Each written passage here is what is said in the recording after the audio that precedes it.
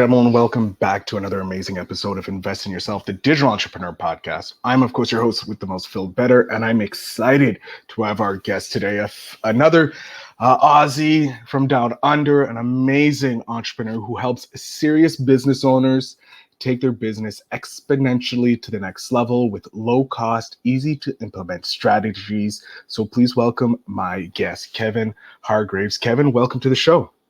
Hello. Well, thanks for asking me to be here, Phil. And welcome everybody who's listening. I'm excited to get into knowing you a bit more. I read a little intro, but if you would be so kind to just introduce yourself quickly to my audience. Okay, so I guess I've been a successful business owner for more than 40 years. I've always bought businesses that were broke, built them up really fast, and sold them. So that's been my sort of forte. Then about 6 years ago, well, it's a bit it's nearly 7 years ago when my wife passed away, I thought, what am I going to do?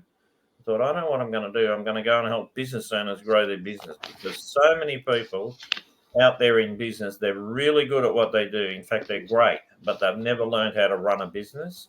And that's where I come in. And we get some great results for people, providing they implement. Obviously, if anyone doesn't implement, they fail to get things to happen.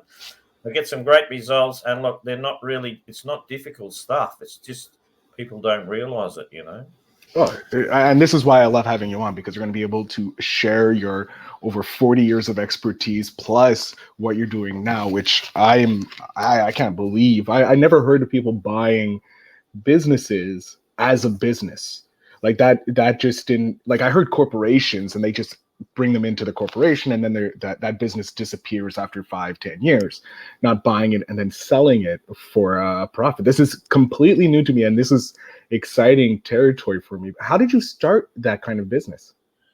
Well, it all started, I left high school and I got a job in the bank, and I was always in the back office. And the last year I was with the bank, I was in the front counter at the teller, and there was no credit cards or FPOS those days. It was check and cash, and I used to see all this cash and checks coming in over the counter, and I used to go, God, I'm in the wrong job. I've got to get into business. So that's how it started. I bought a little wholesale food distribution. We tripled it, sold it as two separate businesses, and it started from there. Then I read Rich Dad, Poor Dad, and I thought, yeah, it's nice, but it doesn't give me the tools that I want.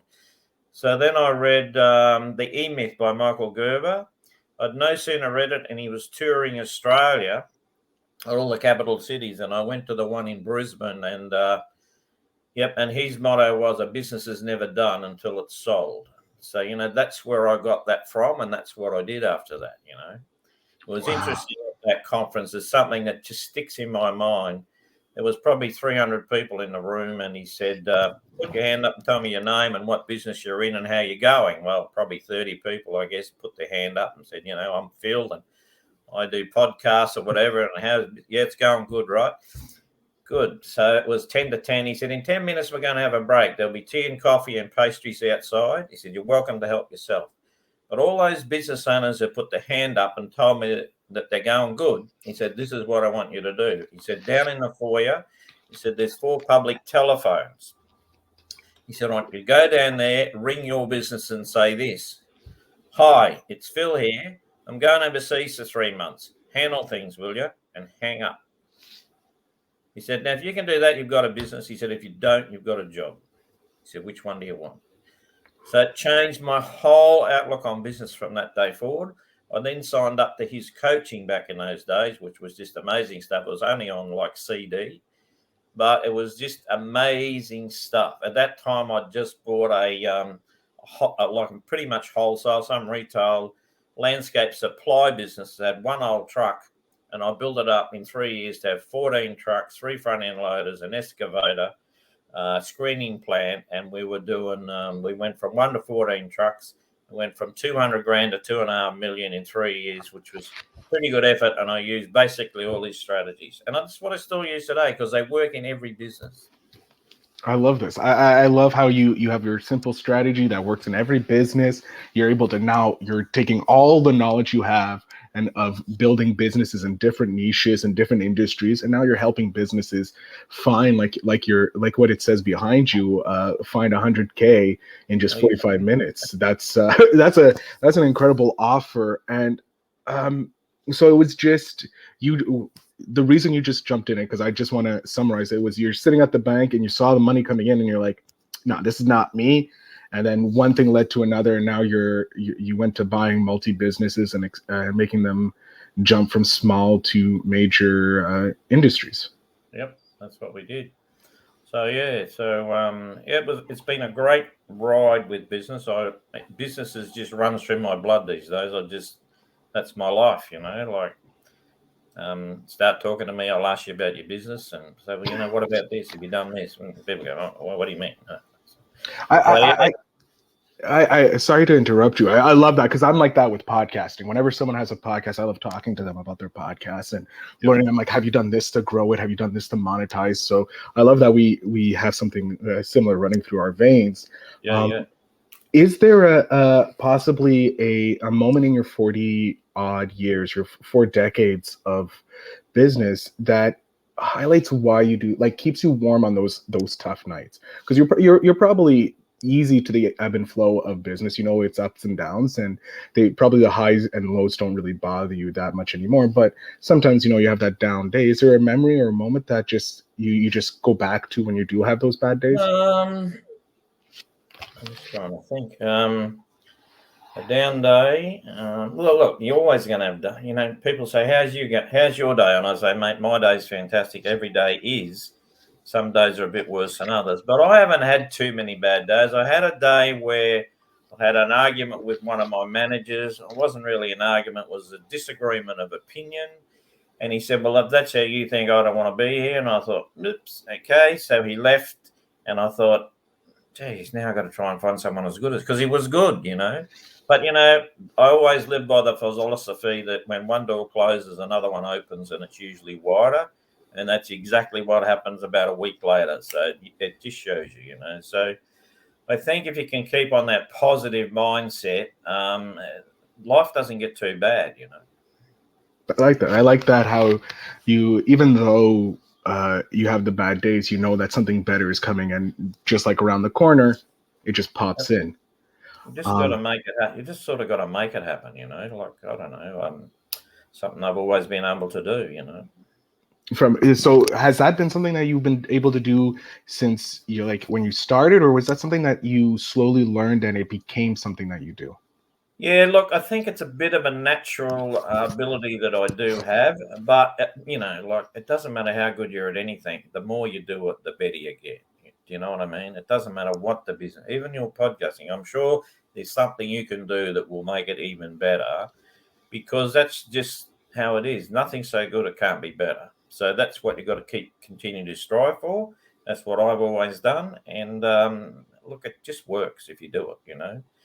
Something bad happens in some people's life today and they just get so down on themselves that it's just crazy, and it's not their fault. you know it's just life. That's what happens in life. You get bad days. I try not to even worry about the bad days. That's why I had to think when you asked me. I thought, what was that? No, I love that. I love that you have this ability to let the bad days just flow out to sea, if you will, and keep Yeah, those yeah, warm, that's right. those So those good memories. Um, while you were transitioning from buying and selling businesses to coaching, did you find it a difficult transition, or was it something that you just, again, took to it like it was nothing? look, it took about a year to put together the content that I wanted to have, so I had it in place. You know what I mean? And I Mhm. had a couple of clients on the way, but like, I've got so much content now, and I've got so many systems in place that it just runs so much better. Whereas, which, if you study the E Myth and Michael Gerber, it's all about having systems so things happen, and you're not chasing your tail, run around doing stuff. It's just happens in flow. And that's how you got to have a business running. If you want to have time in your life, I use this motto now. I said the definition of a great business, and I made this up, is an enterprise that makes great profits while you don't have to be there. And I think that is the definition of a great business. That's the definition of great life. Like you don't have to show up and you get paid. That's a great Yeah, life. that's it. That's it. And Um, that's what your ultimate goal should be. I like that. I like that as an entrepreneur. That's something where you probably only learn that with the years of experience that you have. Because when we first start this entrepreneurial journey, we're always so short-sighted because we're We worried are. about getting to the getting that dollar bill or Yep, paying that bill, and now we're short-sighted. Whereas someone who has the time and the expertise like you can see the long picture, and it's like I don't want to be inside the business. I want to be running the business. that's right.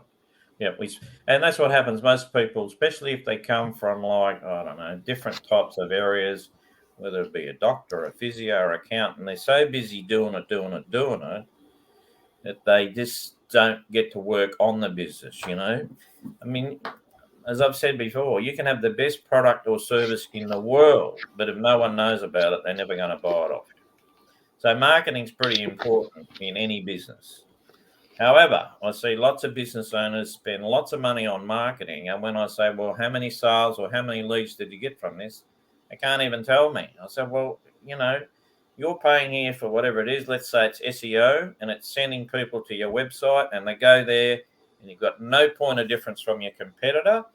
So all they do is they have a look, nothing grabs them too much, so they scroll to the next one and probably the next one, and you've probably done it yourself. And you go down to 4 or 5, and you go, oh, well, this is probably the best of a bad bunch. I'll ring this one, or I'll contact this one. You know what I mean? You need to have a point of difference, and it just needs to be powerful. I like to use the old Domino's ones. When they started, they used to say, fresh hot pizzas in 30 minutes or they're free. Like you see the impact of that. If I've got a Pizza Hut shop and I do, what the different pizzas are and stuff, but I got no point of difference. Like Domino's had a point of difference, and that's what you have to have. I like that. And how did you come up with your point of difference, or do you have a process or formula to come up with process as a point So of difference? I've got a software that what we do is, so say you come to me and say, well, what can you do for me and whatever. I say, look, give me 4 numbers. Give me your gross annual revenue, your gross percentage profit margin, and your net percentage profit margin. And if you were to sell your business today, what do you think it would be worth? When I get those 4 numbers, I plug them into the software, and then I run through 12 different strategies and I present them to you. So let's call it market dominating position, which is what I say sets your business apart from your competitor. I run through a little presentation there, which takes a few minutes. It takes about 45 minutes to an hour to do that presentation. I'll present it to you. At the end of that section, what I say is, look, Phil, if you were to implement that into your business, what percentage difference do you think it could make over a year? Now, they normally say anywhere from 10 to 15% or even higher. I'll say, look, say you said 15%. I say, look, Phil, I think 15% is achievable. But for today's exercise, how about we just put in 5% and keep it really conservative? Now, what happens is by the time you put in somewhere between 3 and 5% on 12 different strategies, and sometimes I'll go, look, this strategy doesn't really suit your business too much. We'll just put 0 in. I'm going to tell you, if it's half a business, I'm probably going to find them 100 grand in extra profit, because the compounding effect of 12 different strategies with 3 to 5% multiplies exponentially, and people don't realize it. So then I can give them a report and I say, well, this is what's possible. And don't forget, we use really conservative numbers, not what you suggested. In fact, I can do a demo on my website. You can go to it, kevinhargraves.com.au/simulator. You can go there and you can plug some numbers in and do a 3% or a 2% or 5% difference on all of those categories, and it'll bring up a new where you're going to be. So it's pretty powerful. That's the easiest way to do it, so people can go there and do that and see, wow, that's amazing. And that lists the 12 strategies. The trouble is most people don't know how to implement them. Yeah, And that then, is true. That is true. It's the hardest thing to implement them if you don't have someone like yourself. And what is it? What when someone comes to you with their business and they want to start? working Yep. with you? Like they went to their website, they did the simulation, they saw how much it could work. What's the first step in the process of working with you, Kevin? So I'll usually do a Zoom call like this, and I'll then ask them a heap of questions about their business. Where do they really want to take it?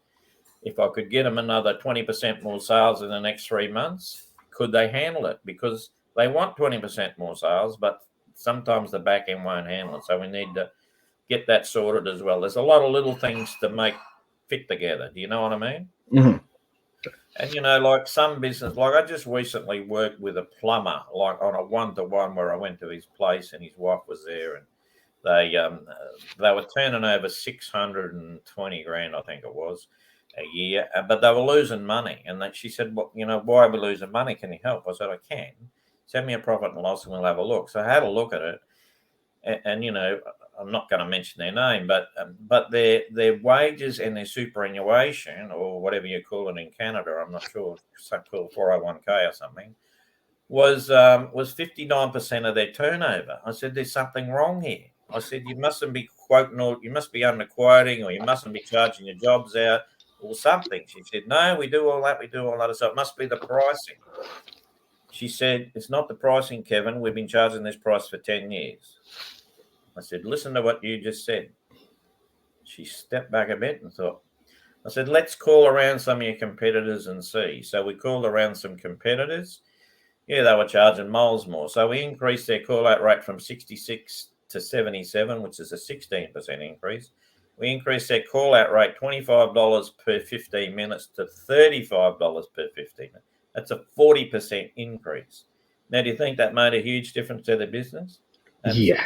Absolutely. And they never lost a sale. Like 3 months later, I was talking about the pricing, and I said, "Now, do you think the pricing's causing you any loss of sales?" She said, "Absolutely nothing." Because she said, "You know why?" Which I already knew. She said, "Because they don't know the price." I said, "Isn't that interesting?" The other thing I did with them, they had a list of about, I don't know, I think it was 3.5, what was it, 4,500 customers on their database. I said, "What do you do with all these?" She said, "Well, we don't do anything." I said, "Well, do you realize it costs 5 times as much to get a new client as it does to sell to the one you've already got?"